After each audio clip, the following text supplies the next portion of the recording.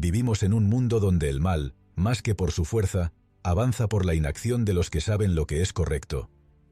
Esta serie de reflexiones nace de una frase poderosa. Para que el mal triunfe, solo se necesita que los hombres buenos no hagan nada. Cada pensamiento aquí contenido busca invitar a la acción, a la responsabilidad moral y a la valentía cotidiana. Inspiradas en la sabiduría estoica, estas reflexiones nos recuerdan que no basta con ser buenos en silencio. Debemos ser luz donde hay sombra y firmeza donde reina la injusticia. Callar también es una decisión. Comencemos. 1. La indiferencia es complicidad. Cuando una injusticia ocurre frente a nuestros ojos y decidimos no intervenir, estamos dando permiso silencioso para que continúe. No se necesita ser cruel para que el mal se propague. Basta con mirar hacia otro lado. La indiferencia no es neutralidad, es una forma pasiva de complicidad. A veces pensamos que no hacer nada nos exime de culpa, pero cada momento de silencio ante la opresión contribuye a su permanencia. Epicteto enseñaba que no basta con saber lo que es correcto, sino que hay que actuar conforme a ello. Como esclavo liberado y luego maestro, se negó a ser indiferente ante la injusticia. Aún sin poder político, se enfrentó a la opresión con palabra y ejemplo. Enseñaba que quien tiene conciencia, tiene deber. La indiferencia, decía, es una forma de perder el alma. En sus discursos, mostraba cómo el hombre sabio no debe temer a las consecuencias de su acción justa, sino al arrepentimiento de no haber actuado cuando más se requería. Quien ve que algo está mal y no actúa, se convierte en parte del problema. La ética no se limita a abstenerse de hacer daño, sino que nos empuja a proteger, a defender, a oponernos. Cuando nos convencemos de que nuestro papel es mínimo o insignificante, olvidamos que toda cadena de mal se fortalece con eslabones de silencio. Cada vez que los buenos eligen no hacer nada, el mal da un paso más hacia la victoria. La pasividad no es paz, es renuncia. 2. El silencio es una forma de aprobación. Guardar silencio ante lo injusto es permitir que siga ocurriendo. Quien calla, aunque no lo diga en palabras, está dejando una puerta abierta para que el mal entre y se acomode. No se trata solo de lo que se dice, sino también de lo que se omite. Séneca, consejero del poder imperial, comprendía el costo del silencio. Aunque por momentos calló para sobrevivir en la corte, escribió con fuerza contra los abusos del poder y la corrupción moral. En sus cartas, urgía a vivir con virtud, incluso cuando resultaba peligroso. Él sabía que guardar silencio por comodidad es traicionar la verdad. Afirmaba que el sabio debe hablar cuando la justicia lo exige, incluso si su voz es la única.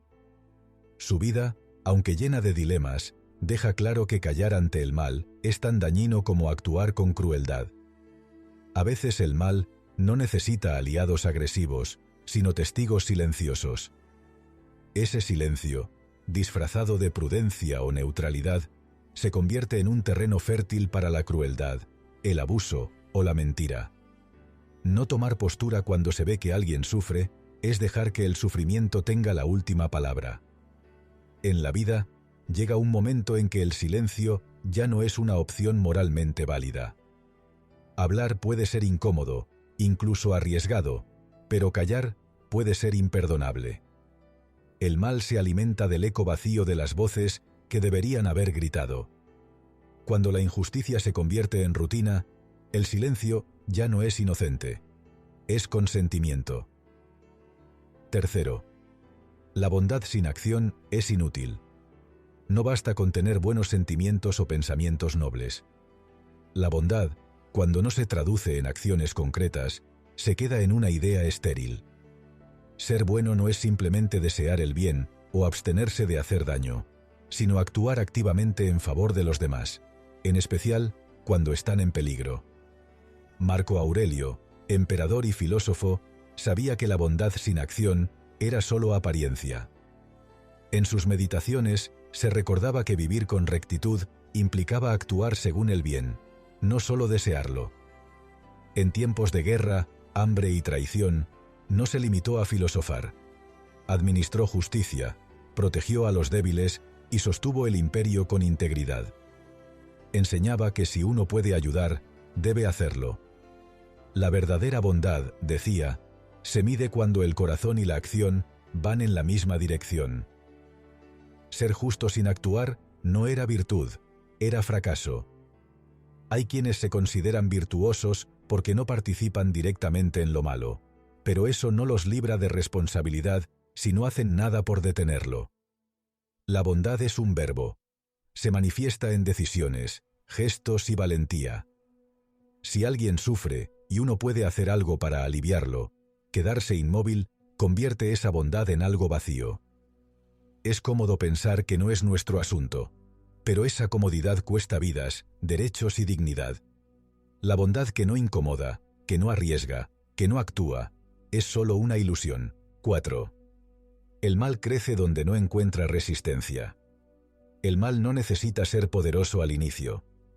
Solo necesita que nadie se le oponga. Una mentira repetida sin ser desafiada se convierte en verdad para muchos.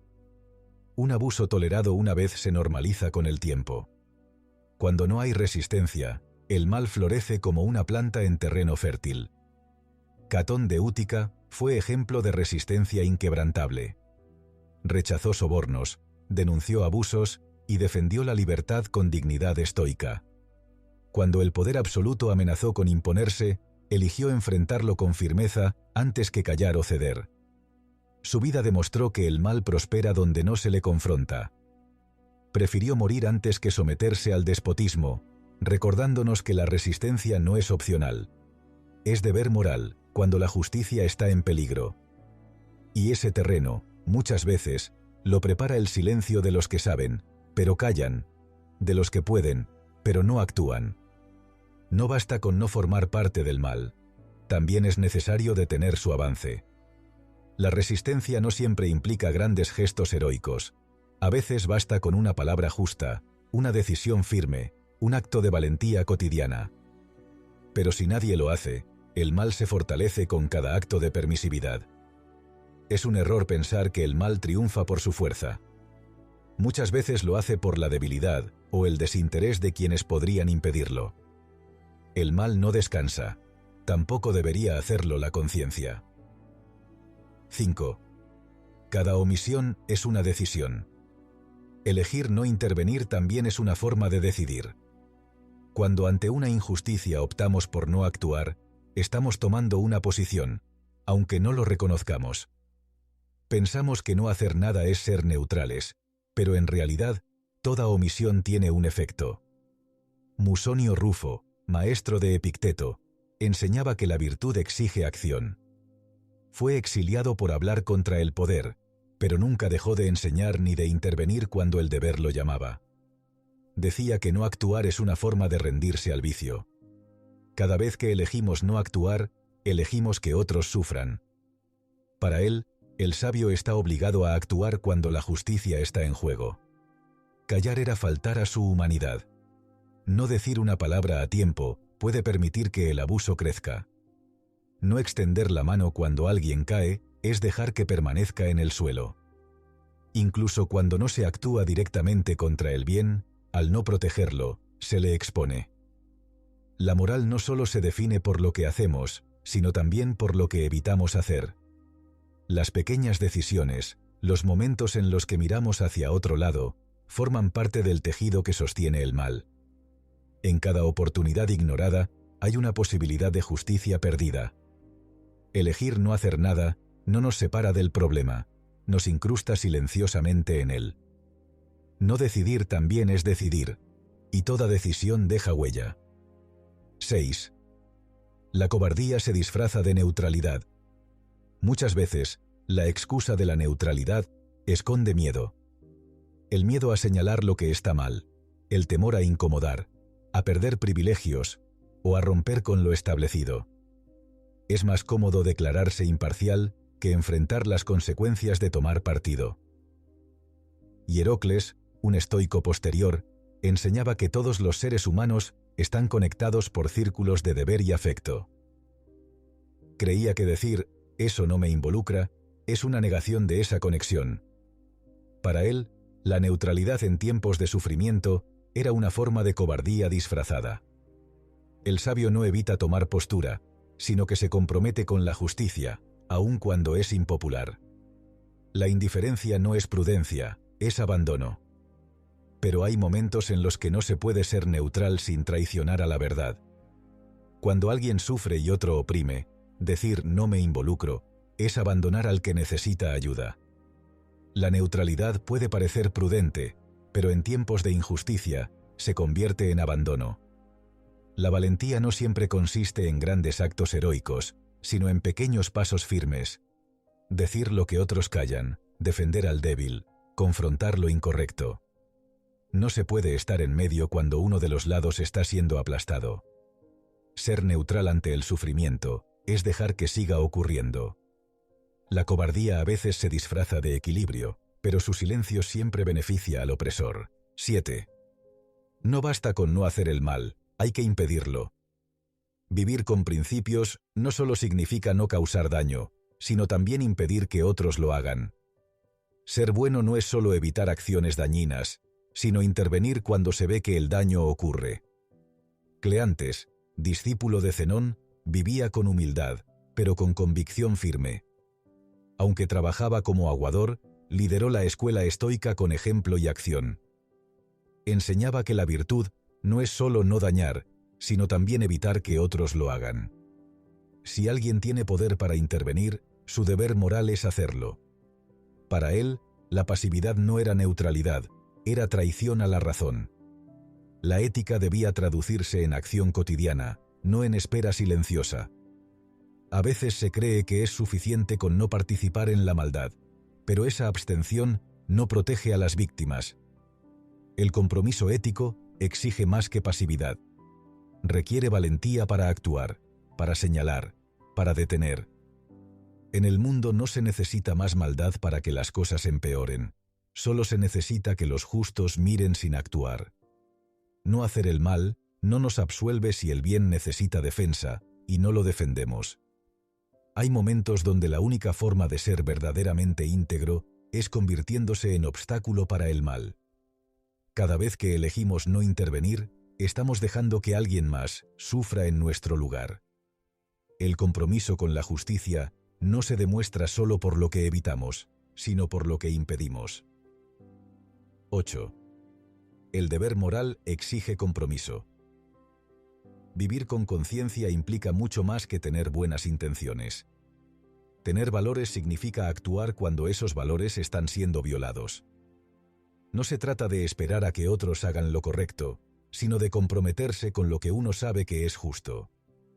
Zenón de Citio, fundador del estoicismo, creía que el bien no era una idea, sino una práctica constante. Enseñaba que el sabio no espera condiciones ideales para actuar con justicia, sino que lo hace incluso cuando nadie lo aplaude.